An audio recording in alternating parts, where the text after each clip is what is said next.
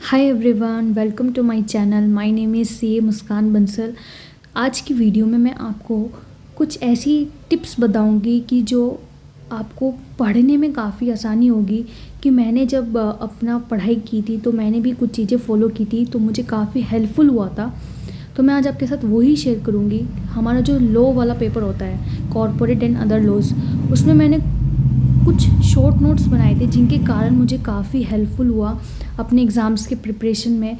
और जब एक बार हम पढ़ लेते हैं, हमने स्टडी मटेरियल से पढ़ लिया, तो हमें उसके बाद रिवीजन भी तो करना होता है। रिवीजन में हमें करने में थोड़ा हमें लेजीनेस फील होती है कि हमें बार बार वही चीज़ पढ़नी है। तो उसके लिए हम उसको थोड़ा इंटरेस्टिंग कैसे बनाएं या फिर उसको ऐसा कैसे बनाएं कि जिससे कि हमें बार बार उस चीज़ को ना दोबारा से इतना देखना पड़े, छोटी सी चीज़ें देखें और हमें पूरा कॉन्सेप्ट याद आ जाए, सारी चीज़ याद आ जाए और हमारे लिए रिकैप करना आसान हो जाए और बहुत ज़्यादा टाइमली मैनर में वो कंप्लीट हो जाए। तो मैंने कुछ अपने शॉर्ट नोट्स बनाए थे जब मैं अपनी तैयारी कर रही थी। ये नोट्स मैंने जब बनाए थे कि जब मैंने मान लीजिए पहली बार पढ़ लिया, उसमें मुझे कुछ चीज़ें इंपॉर्टेंट लगी, उस टाइम मैंने इसको अपनी नोटबुक में लिख लिया। तो कैसे लिखा था कि जिससे कि ये नहीं है कि मैं मान लीजिए एक चैप्टर 40 पेज का है बुक में और उसको मैं 30 पेज में लिखूँ, तो वो कोई मेरे शॉर्ट नोट्स नहीं है कि उसको मैंने सिर्फ 3-4 पेज में कैसे लिख लिया कि जिससे कि वो पूरा एक समरी बन गई और काफ़ी अच्छी समरी बन गई और उसमें इंपॉर्टेंट पॉइंट्स कवर कर लिए। कुछ होता है ना कि जैसे हम भूल जाते हैं, तो उस चीज़ को मैंने यहाँ पे लिख लिया।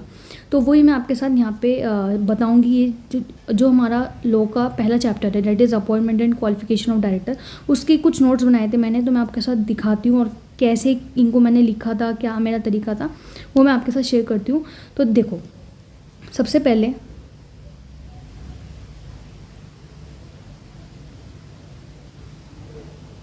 हाँ जी, तो डायरेक्टर चैप्टर में जो मुझे इम्पोर्टेंट चीज़ें लगी, जो मुझे लगता है कि मैं भूल सकती हूँ, तो उसको मैंने लिख लिया। ठीक है,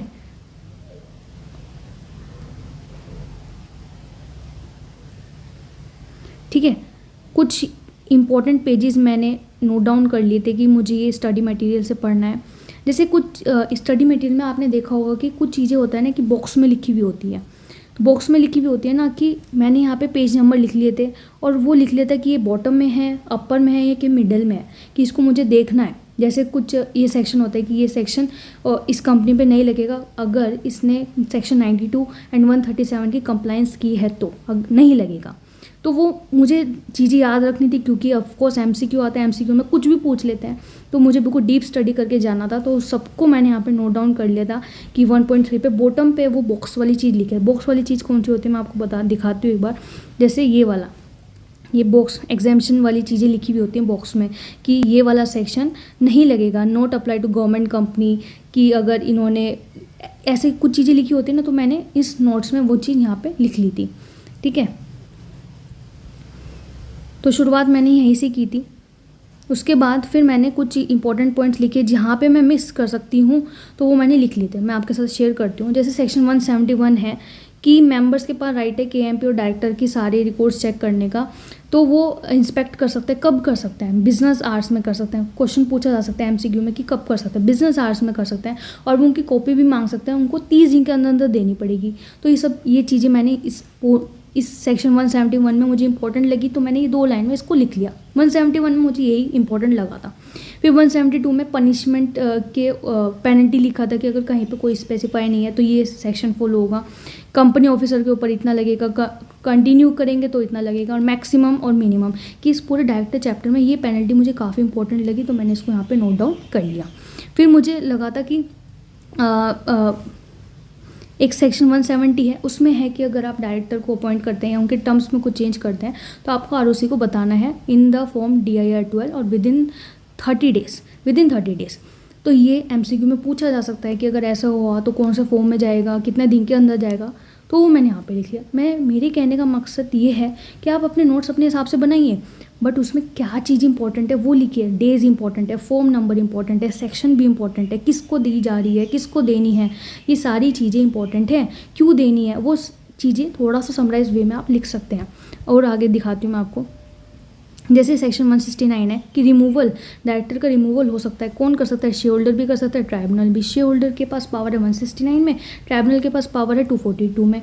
तो फिर यहाँ पे वो चीज़ मैंने लिखी। स्पेशल नोटिस की बात होती है, स्पेशल नोटिस साइन कौन कर सकता है, अथॉरिटी किसके पास है कि member holding 1% of voting power, या फिर जिसने पेड अप कैपिटल 5 लाख तक होल्ड की है तो उसी के पास पावर है। क्वेश्चन बन सकता है MCQ का। तो यहाँ पे मैंने ये चीज़ लिख ली जिससे कि मुझे अब इस चीज़ के लिए पूरा सेक्शन ना पढ़ना पड़े। यहाँ पे ये चीज़ पढ़ ली मतलब मेरा सेक्शन रिवाइज हो चुका है। समझ में आया आपको?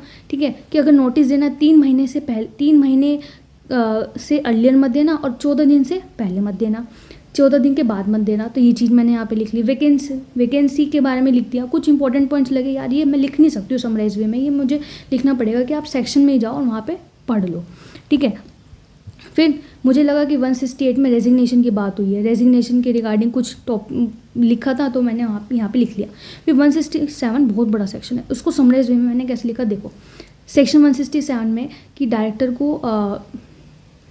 का वेकेशन हो सकता है। क्यों हो सकता है? एक तो 164 के कारण वो मीटिंग से एब्सेंट रहा हो, 12 महीने में जितनी मीटिंग हुई सब से एब्सेंट रहा हो, 184 की कंप्लाइंस ना की, उसको मतलब उसने अपना इंटरेस्ट ना शो किया हो, या फिर उसने एक्ट इन कॉन्ट्रावेंशन किया हो। ठीक है, कोर्ट या ट्राइब्यूनल ने डिस्क्वालीफाई किया हो, कन्विक्टेड हुआ 6 मंथ से उससे ज़्यादा। फिर उसमें और भी चीज़ें दी थी वो मैंने यहाँ लिख ली।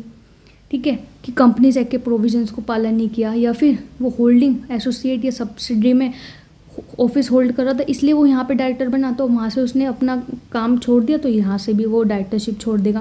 तो ये सारी चीज़ें, कितना बड़ा सेक्शन है बट मैंने उसको कितने छोटे पॉइंट्स में यहाँ पे लिख दिया। तो मेरा ऑब्जेक्टिव ये है कि आपको ऐसे नोट्स बनाने चाहिए जिससे कि बड़ा चैप्टर आप छोटे वे में कन्वर्ट करके उसको आराम से पढ़ सको। फिर 166 में क्या है कि ड्यूटीज़ हैं डायरेक्टर की, बट अगर वो ड्यूटीज़ ना पालन करे तो उसका फ़ाइन क्या है वो मैंने यहाँ पे लिख दिया। समझ रहे हो? ये चीज़ें याद आ जाएंगी, MCQ में आप अच्छे स्कोर कर पाओगे। 166 बहुत बड़ा है तो मैंने लिख दिया कि क्या क्या ड्यूटी है, कि अपना काम असाइन ना करे, act in best manner, act in good faith. Okay, 150 बहुत बड़ा सेक्शन है कि इंडिपेंडेंट डायरेक्टर जब इंक्लूड होता है डेटा बैंक में उसका नाम, तो उसको क्या क्या करना है। फिर प्रोफिशिएंसी टेस्ट पास करने के भी कुछ एग्जामिशंस हैं वो मैंने यहाँ पे लिख रखे हैं। ठीक है, फिर और भी चीज़ें मैंने यहाँ पे लिखी कि इंडिपेंडेंट डायरेक्टर बहुत इंपॉर्टेंट है कि इसको रखना है कितने होने चाहिए। कहीं पे 1/3 भी हैं और कहीं पे 2 एटलीस्ट 2 तो होने चाहिए। तो वो कहाँ पर है और वो कौन सा रूल है, रूल 4 है। तो वो मैंने यहाँ पे मेंशन कर दिया कि जो इंपॉर्टेंट चीज़ें हैं वो मेरे दिमाग में एब्जॉर्ब होनी चाहिए, जिससे मुझे एग्ज़ाम में कहीं गलती नहीं करनी है, कहीं भी मिस्टेक नहीं रखनी है। बाद में अल्टीमेटली हमें इन चीज़ों को देख के रिग्रेट होता है कि क्यों नहीं हम पढ़ा हमने, ये तो बहुत ही आसान सी चीज़ थी जो हम पढ़ सकते थे।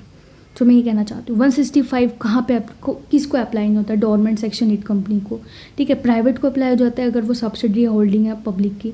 समझ रहे हो? पेनल्टी क्या है, जो पेनल्टी इंपॉर्टेंट है लिखो यार, आप बना सकते हो अपने प्यारे नोट्स। चैप्टर 1 के देखो मैंने 4 पेज, 4 भी नहीं 3.5 पेज में अपना कंप्लीट कर लिया। देखो लास्ट का तो बिल्कुल छोटा सा है मेरा, लास्ट का तो बिल्कुल छोटा सा है। ठीक है, और मैंने यहाँ पे क्या लिख रखा है मैं आपको थोड़ा आइडिया दे देती हूँ। 165 के बारे में मैंने इतना लिखा। फिर कुछ रोटेशन के बारे में सेक्शन 151 स्मॉल डायरेक्टर है, किसको अप्लाई होता है, सिर्फ लिस्टेड कंपनी को। कौन सा रूल है, रूल 7 है। कौन सा रूल है, रूल 7 है। समझ रहे हो आप? तो मैं आपसे ये कह रही हूँ कि आप अपने ऐसे नोट्स बनाओ, बहुत हेल्पफुल होगा आपको। अगर आपको ये वीडियो पसंद आती है तो चैनल को सब्सक्राइब, वीडियो को लाइक ज़रूर करना, शेयर करना वीडियो अगर आपको हेल्पफुल लगती है। एंड अगर कुछ भी पूछना है तो आप कमेंट कर सकते हैं, सो मैं उसका रिप्लाई करने की पूरी कोशिश करूँगी। सो मिलते हैं अगली वीडियो में, तब तक के लिए बाय बाय।